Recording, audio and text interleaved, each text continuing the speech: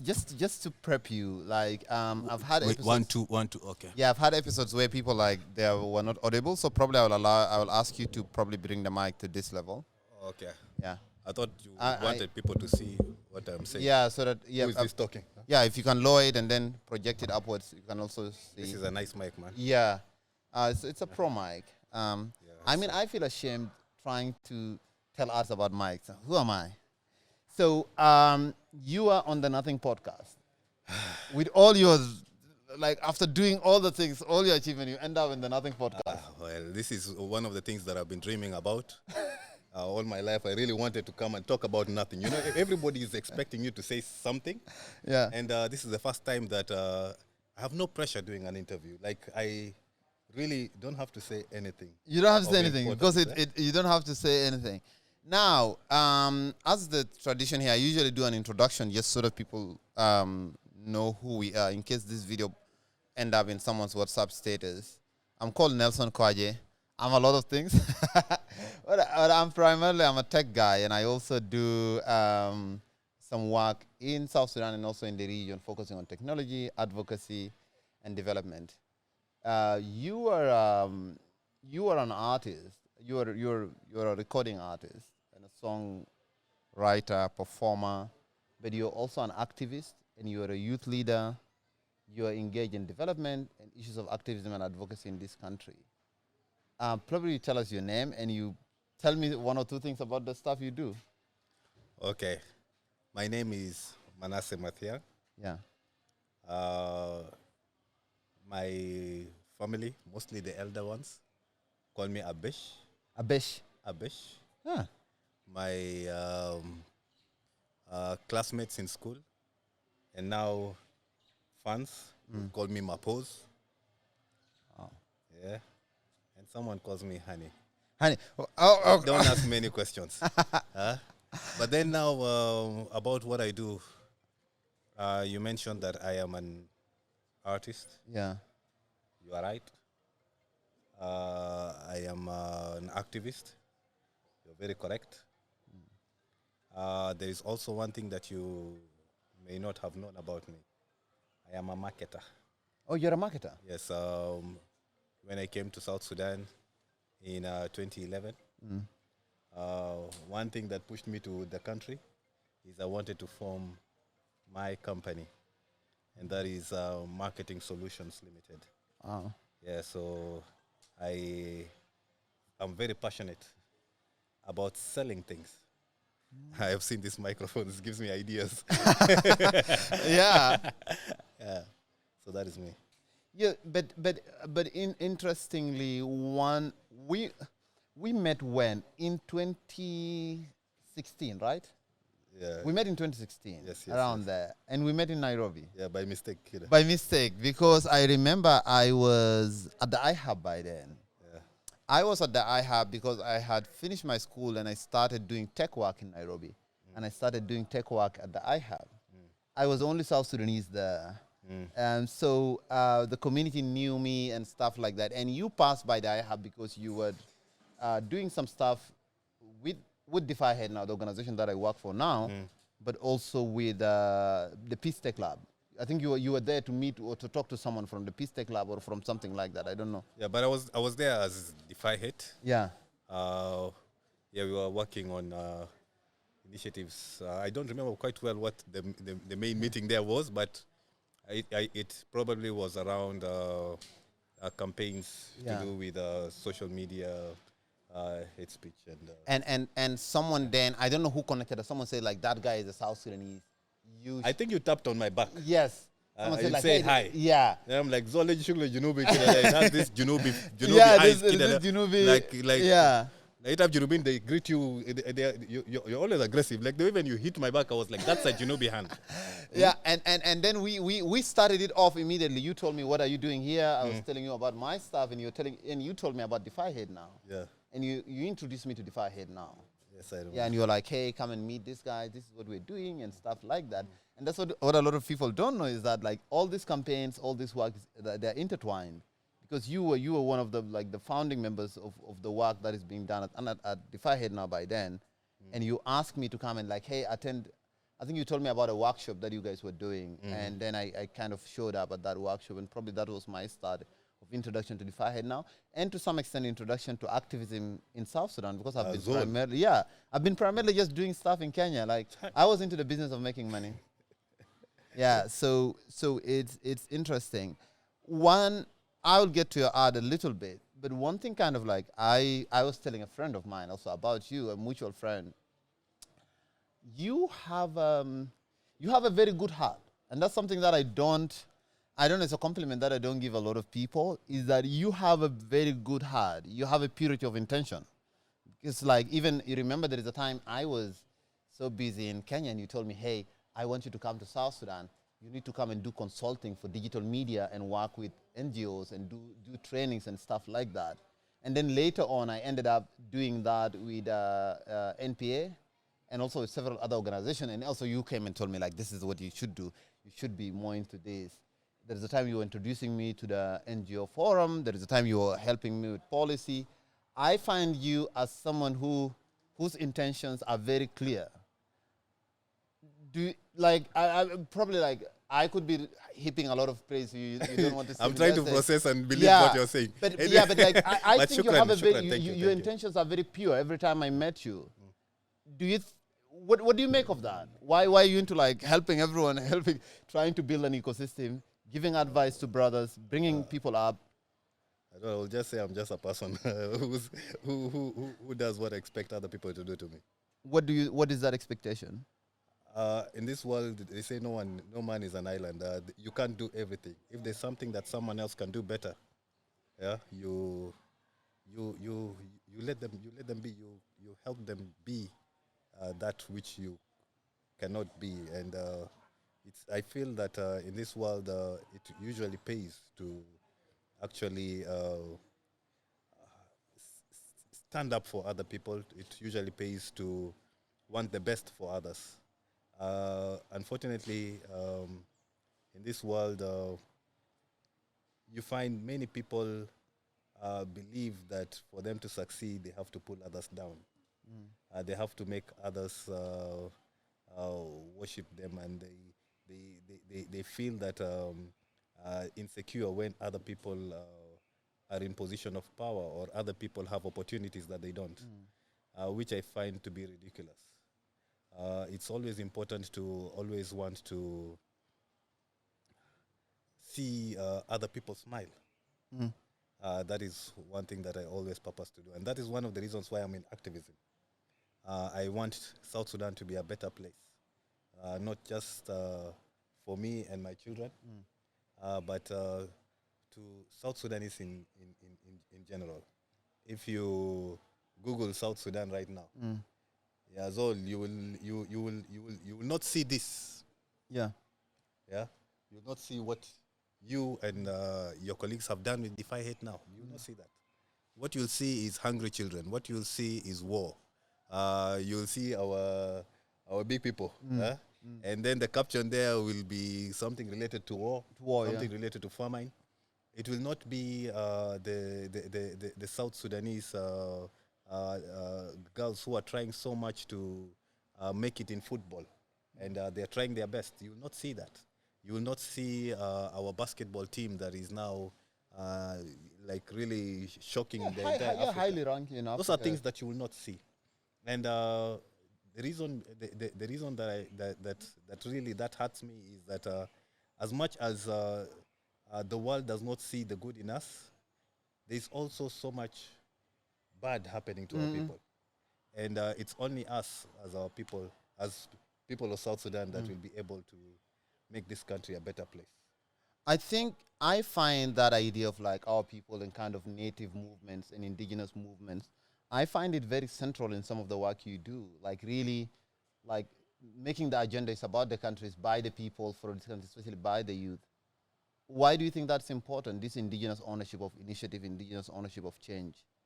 Because nothing good will happen in South Sudan if the South Sudanese don't make it happen. You see, this country, we are told by the last census we were 13 million people. This country has 13, we'll stick to that number for now. Yeah. We might have increased or decreased, Who knows? But this country has 13 million people who are capable of making it the best country on earth. And nobody else will come out of their country to make your country a better place. You live with neighbors around you. Which neighbor will leave their house to come and sweep yours and leave theirs dirty? None. They will sweep their house first, right? And then when they see that you need a helping hand, they will come and help you. So what I truly believe that our destruction of this country is because the South Sudanese have accepted it to happen. So and we need to be angry enough to ensure that this country is a better place. Let me add it further. When you look at something like the revenge killings in many parts of the country, that revenge killings has been happening over the years, and it's still happening right now because it has been normalized. It is normal. When you ask people, they say, this is our culture. It is made to be normal. People have accepted to suffer.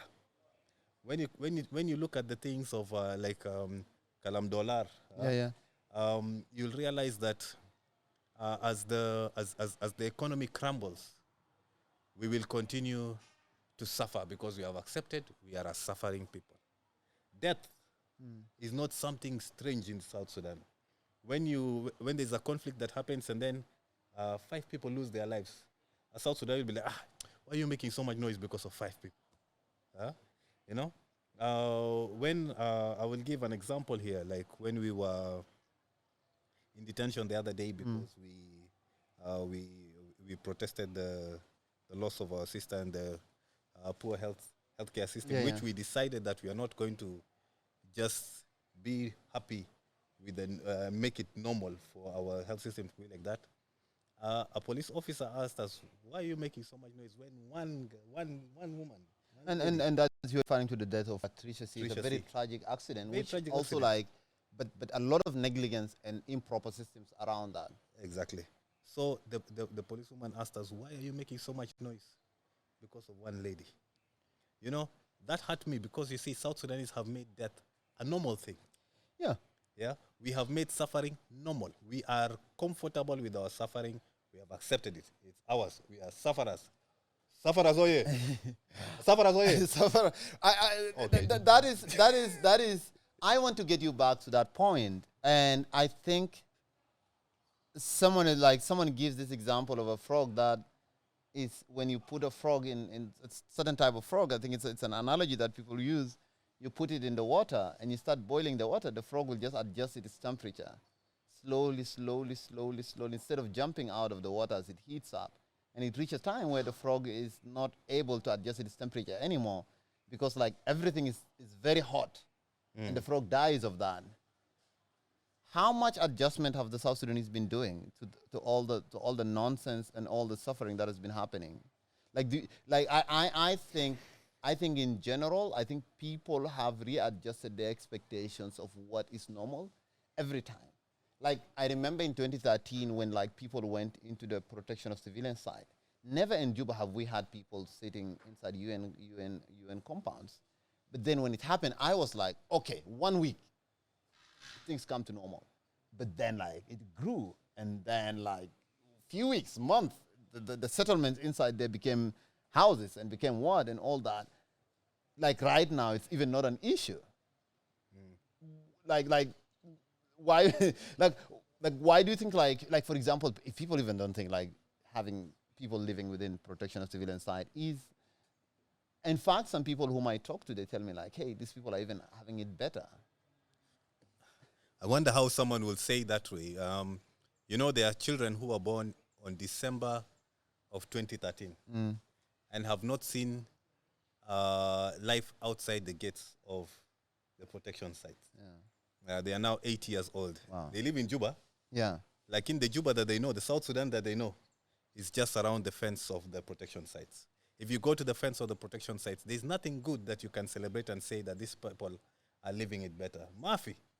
And then, you see,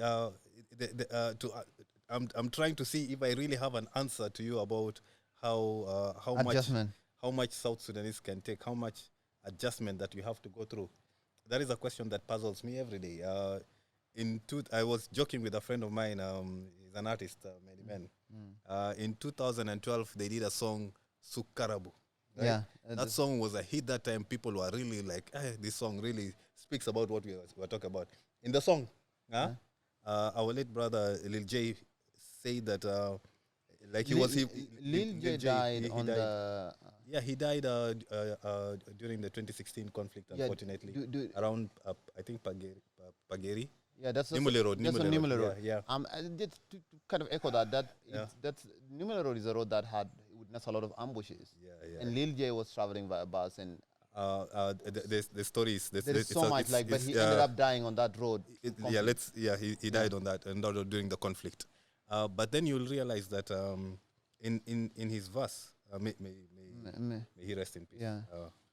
But one thing that you'll notice in his verse, he mentioned that traveling from custom to Juba town, they ask you for £5 in the border. Yeah. So I was like, this guy at that time, you people were complaining that border ride from custom to Juba town, that is a distance of how many meters?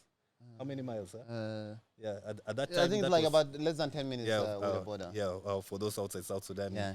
that amount right now, £5, cannot get you anything. We don't even see that £5. I don't see it. I've never had it. So I was joking with many men. I was like, you people had no idea what was coming, right? I think that right now probably costs you more than £300. You watch out for the remix of the Sukarabu thing. The remix of that song. Yeah. The people you surround around you, I find them very much accomplished and driven. You were just talking about many men, but I see there is the people that are around you and the people who do the work around AnaTaban and also around the activism work. There is a certain level of drive, energy. I had Ade here the other day, and I was just discussing with him, and he's a very much evolved and structured young man, has published 4 books. He's into mental health, he's rapping, he's doing a lot of activism work. I see a lot of such young people around, and I see a lot of them around AnaTaban. I see a lot of them around the protest where we were at. You have people like Wani Michael. You have people around, like you had Winnie Godi earlier on. You have Patrick Godi. You have so many people who are like very much driven and accomplished, but they're still like very interested in, invested into the future of the suffering of this country. What do you make of that energy? What do you make of all this energy, of all this creativity, of all this drive within the young people that you work with and that you see? Like, what does that tell you? First of all, I have to say that I really feel honored every day to learn a lot from so many of the young people around me. I really credit them for many of the things that I've managed to do in life. I learn every day, and people like you yourself. Yeah, there's so much that we get to learn from such people. But also, I must say that there is this new generation of young people in South Sudan who are so passionate to make this country a better place. And this group of people are people that I am so confident in, that I believe that they will not let South Sudan down. Yes, we have been having so much bad news year in, year out, but this generation is now here. This generation of who were born in the struggle and have reason to see South Sudan and have hope for a better South Sudan, these people will never let South Sudan down. And I see a lot of such people around me. Yeah. When like, but also the other thing that the sub themes around that is also there is a lot of hopelessness also that if you're not careful, it seeps into your soul, gets a hold of you and wants to capture you. I have seen this also in the work that I do. Like, you are very energetic and what, but then you see hopelessness. At times, even not within you, you see other people suffering, and that there is always a sense of like, what the hell am I doing? Like, am I even adding anything to a progress of the whole totality of the issues that we want to tackle? How do you deal with that hopelessness? There is a nothing that I told you before, and I Yeah. want to tell you this nothing again on camera. Um, when you first came back and established this amazing center, Yeah. Defy Hate Now, there is something that I told you, and I want to repeat here. I told you that one thing that I see in you that makes me happy is that you have not yet sunk into the South Sudan. You are not you are not yet a South Sudanese who has normalized pain and has normalized suffering. You are coming fresh from Nairobi with great ideas, great thinking, and great beliefs and hopes. And because of that, that's why with that drive that you have, Defy Hate Now is what it is today, right?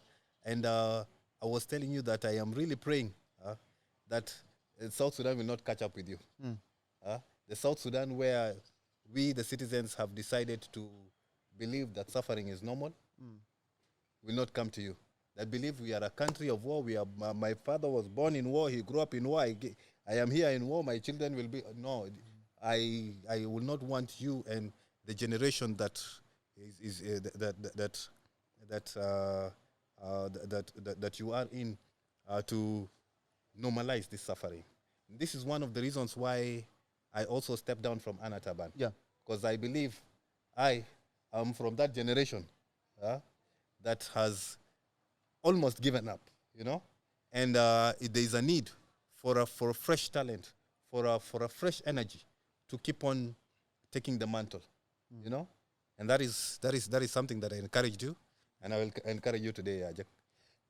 I found that advice very essential when you told me that. And actually, I had never thought about it. I thought I was, quote unquote, normal in the things that I do, because I realized I was protesting so many things, so many normal things. I was not accepting this, I was not accepting that. And there was a sense of defiance. If I had now, there was a sense of defiance of the status quo. And when you brought that to my attention, I was like, I need to pay attention. I need to pay attention. I need to pay attention to this. You talked about you stepping down from AnaTaban as I think you'll be stepping down in like a week or two. Yeah. In 2 weeks. Yeah. You have been in the leadership around AnaTaban since its inception to some form. For the people who don't know what AnaTaban is or what AnaTaban has become, do you want to say a few words about that? Okay. AnaTaban is simple Arabic for I am tired. It is a youth movement made up of creative South Sudanese youth, formed by creative South Sudanese youth, artists from different art forms, who felt that they are who felt and still feel they are tired of the suffering and want to make this country a better place. Right now, we are made up of more than 900. We were like some few weeks ago, we were about. Few months ago, we were about 840. Wow! But we did 2 more workshops in Bentiu and Rumbek, where we made a chapter there. So now we are growing to 900 plus. These are artists who have undergone our trainings. So these young people believe that that they can make this country a better place. They are tired of suffering. They are tired of the status quo. They are tired of always this notion that keeps on saying we are a young country, so we are meant to suffer. No, we believe that this country can be a better place for everyone, and we are ready to use our voices to advocate for that. And you have been in this movement of now like 900 and so youth, and also like so many affiliates online and also like in different forums. You have been in it for how many years now? The initiative was formed, the movement was formed in 2016, 2 weeks after the conflict erupted in South Sudan. So I've been there since it was formed. Initially, it was just a campaign that was meant to be a loose campaign for a short time. but it grew to what it is right now. And now it's an organization, but also it has chapters within the country and also outside the country in the diaspora. Yeah. And mostly a lot of the chapters, can I say, self-organizing to a great degree. Yeah. And also a lot of the leadership in AnaTaban is also like very much, is it? Horizontal. Yeah, it's just horizontal, so yeah. yeah, one thing with AnaTaban that many people ask, we, unlike other organizations, we do not have this pyramid or vertical leadership structure where you have this supreme being who is the leader, and if this person steps down, everything else crumbles. Yeah. We have structured ourselves in a way that we have different team leads, right? And we have a leadership that is horizontal and coordinated in different levels and in different ways. So there are no specific people who, if they step down from AnaTaban dies. And as you said, even in the different chapters that we have leadership there who coordinate with the headquarters. Yeah. But then we ensure that as our messages are coordinated, we also get them to talk about issues in their localities. One of the biggest things that I admired about AnaTaban is it gave a lot of young people a sense of purpose and a sense of, we're just about like 10 minutes or so to go. Okay. A sense of purpose and a sense of importance. I met a lot of AnaTaban leaders in Kenya. I met some here. I find the young people who were given to lead the Hila groups, for example, for Muniki and what, when I meet some of them, when they talk to me about it, they don't talk to me about it as the AnaTaban of Manasseh. They talk to me about it as the AnaTaban of their Hila. Hila is a neighborhood. And some of these young people have their own struggles. Some of them sell things, some of them work in different organizations, or some of them don't have jobs. But they feel that this initiative gave them a sense of purpose, and they feel that it is their own. That is very admirable. It is very rare to find that level of attachment and sense of purpose that is cascaded to all these levels. We are a family. Wow. Tell me about that.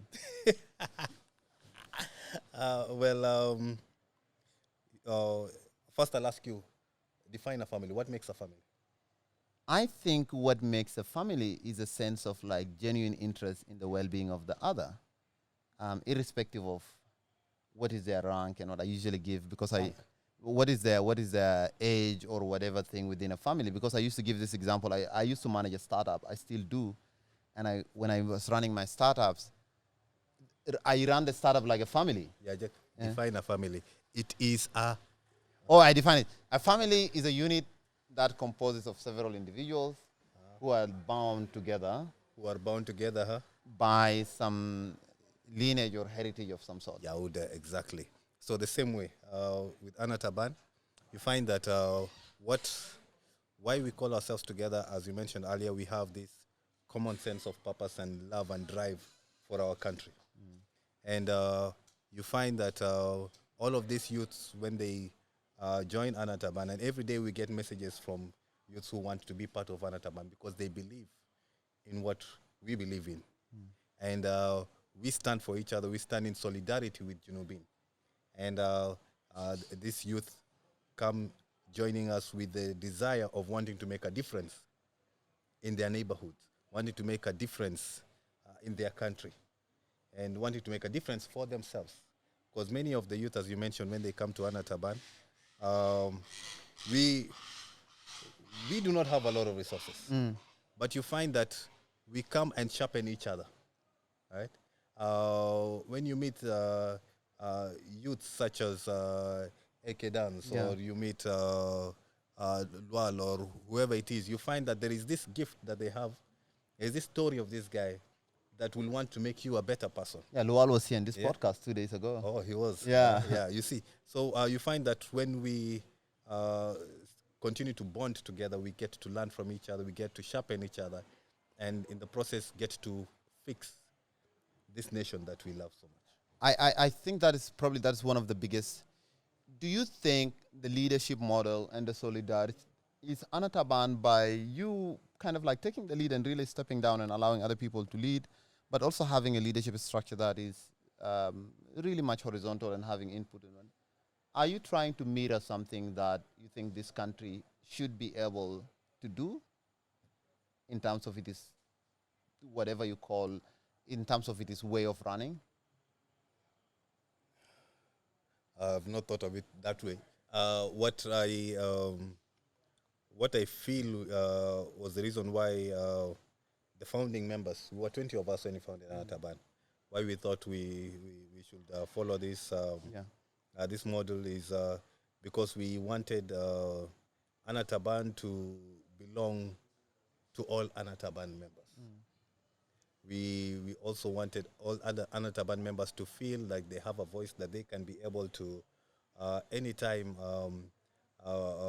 come up with ideas that will shape the messaging that we will want to, or the advocacy campaigns we will want to deal with. And what I feel about this nation, you find that most of our campaigns revolve around responsibility and ownership. We feel like every South Sudanese, no matter the age, no matter the weight, or the region or society that they come from, has a responsibility to play in making this country a better place. And we can do it. I believe we can. Yeah. I think we can do it. Probably like the other two things that I'll conclude with. You are an artist. The thing is that what I admire about artists is this idea that someone can sit down and actually come up with something out of nothing and put it into rhythm, words, and make it into, and make something that people will listen and would rally people. As an artist, what is your creative process? And you sing a lot of things that are also related to this country. Like Manasseh, as an artist, what is your creative process? What goes through your mind in order for you to? The other day you were performing here for an event of the African Union live from our space here, and also you perform in a lot of places. I see you with your dreadlocks on a stage, with hundreds of people, singing, telling them something, moving them. What? Tell me about that. I think growing up, I've always wanted to come up with new things. I've always wanted to create. I've always wanted to introduce new things to people and see the faces of people when they receive the new things. I think I think every human being is somehow born creative, but artists find interesting way to make that creativity, that creation of theirs enjoyable to others. I don't know if I make a lot of sense. Were you in the Emmanuel Giles song that was done? Were you in that song? Which of the songs? The one, there is one song when he started singing in Kakuma, I think so, or something of that sort. Were you in one of, which song was that? Yeah, I was in many of the songs, but one song that hit that people will remember is there's this song called Gua. Yes, Goa. That's actually what I wanted to talk about. You were in you featured in Goa, right? What? Tell me about that. Like, okay, I knew Emmanuel Giles since 1992. Okay, just for context, Emmanuel Giles is a South Sudanese artist and activist, and a hip hop artist, and also sings other genres. He's very renowned and has sung in so many platforms globally and even within this country. Back to you. All right.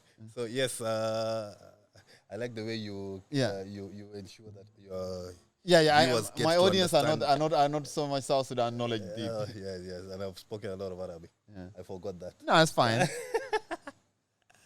Well, that's why I love being in this podcast of talking about nothing.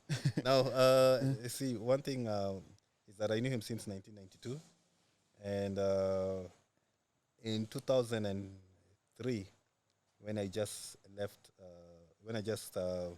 finished my secondary school, he he saw me performing somewhere, and he used to sing with my sister. They used to be classmates. Yeah. So he saw me sing, and then one day he asked me if I can join him in a song. He was recording his album. I said, sure. The song was called Thank You. It was a worship song. Yeah. So that was my first time to write a song. And actually, I asked him, what do you want me to write about? He's like, you have nothing to thank God about? So I'm like, all right, I do my own thing. Yes, I wrote, we did the song. It was a nice song. But then Goa was mostly freestyle. It was actually the last song to be recorded. And he had to finish the album.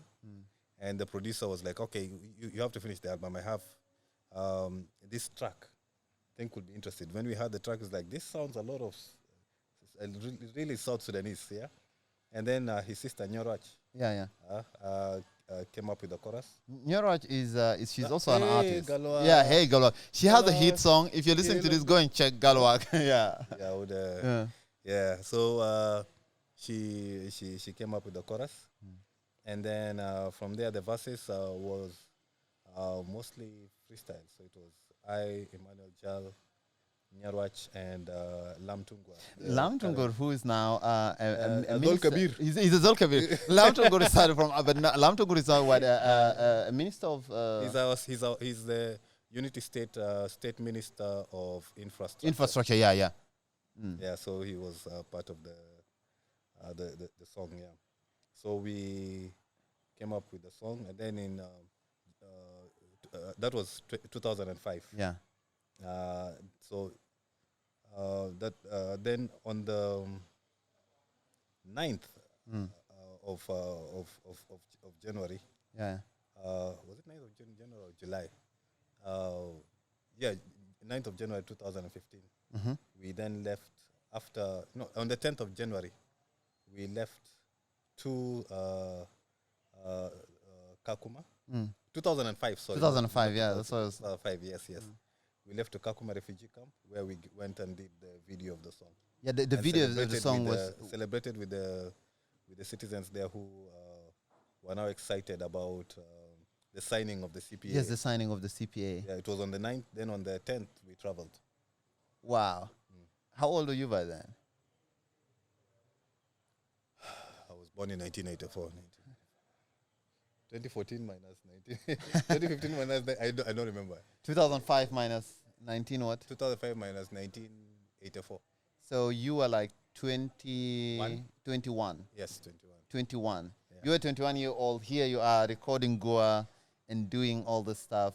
And that's the thing that I find amazing. I was talking with Lual the other day, and I didn't realize like how prolific and how early has he started singing, because he recorded his first songs 95. With Kembe in 95, 98 he had released stuff.